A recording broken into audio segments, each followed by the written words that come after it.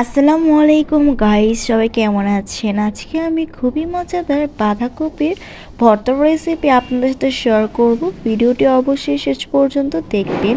ভালো লাগলে একটি লাইক অবশ্যই দিবেন। তো এখানে আমি বাঁধাকপিটা কেটে নিয়ে নিচ্ছি। খুবই চিকন করে সাবধানে কাটতে হবে। তো দেখুন আমি কিভাবে চিকন চিকন করে কেটে নিচ্ছি। তো এখানে আমি বাঁধাকপির হাফ থেকেও কম অংশ নিয়ে নিয়েছি ভর্তার জন্য। যতটুকু প্রয়োজন ততটুকু করছি, আপনারা বেশি প্রয়োজনে খেতে চাইলে আর একটু বেশি অংশ নিয়ে নেবেন। তো এইটা কেটে এখন আমি সিদ্ধর জন্য বসিয়ে দিয়েছি। এদিক দিয়ে একটি প্যানের মধ্যে পরিমাণ মতন তেল দেওয়ার পর এখানে দিয়ে দিয়েছি শুকনো মরিচ। সিদ্ধর সাথে কিন্তু আমি দুটো মরিচও দিয়ে দিয়েছি। আর ভাজার মধ্যে শুকনো মরিচগুলোকে আমি ভেজে নিচ্ছি। ভাজার পর শুকনো মরিচগুলোকে আলাদা করে রেখে দিয়েছি। এদিক দিয়ে কিন্তু বাঁধাকপিটা সিদ্ধ প্রায় হয়ে গিয়েছে। কাঁচামরিচটা দেওয়ার পর সিদ্ধর মধ্যে একটা ফ্লেভার চলে আসে, একটু ঝাল ঝাল স্পাইসি স্পাইসি। এই ফ্লেভারটা রাখার জন্য কাঁচামরিচ দুটো দিয়ে দিতে হবে।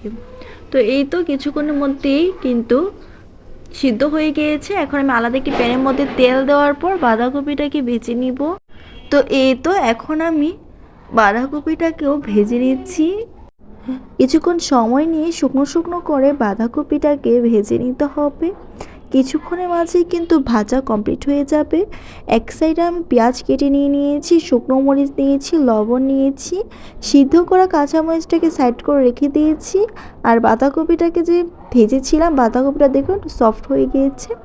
এখন সবগুলোকে একসাথে মেখে আমি ভর্তাটা বানিয়ে নিব। প্রসেসটা ভালো করে খেয়াল করবেন। শুকনো মরিচের সাথে লবণটা ভালো করে মাখার পর কাঁচামরিচটা দিয়ে দিয়েছি, এরপর দিয়ে দিয়েছি এখানে পেঁয়াজ। সবগুলোকে একসাথে ভালো করে মেখে নিব। একদমই ভালো করে মাখার পর লাস্টে বাঁধাকপিটাকে একসাথে মাখিয়ে নিব। তো এই তো সবগুলোকে একসাথে ভালো করে কতক্ষণ মাখিয়ে নিতে হবে, একদমই ভালো করে মিশিয়ে নিতে হবে। তাহলে ভর্তাটা কিন্তু অনেক ভালো করে রেডি হয়ে যাবে।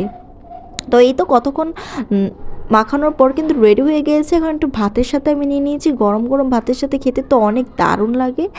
আর দেখতেও যতটা লোভনীয় হয়েছে, খেতে কিন্তু তার চেয়েও বেশি ইয়াম্মি ছিল। সবাই বাসায় ট্রাই করবেন, কেমন হয়েছে অবশ্যই জানাবেন এই লোভনীয় ভর্তাটা।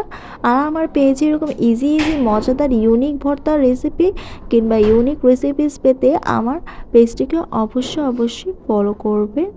তো এই তো কথা বলতে বলতে সবগুলো ভাত একসাথে খেয়ে নিয়েছি। সবাই ভালো থাকবেন। আল্লাহ হাফেজ।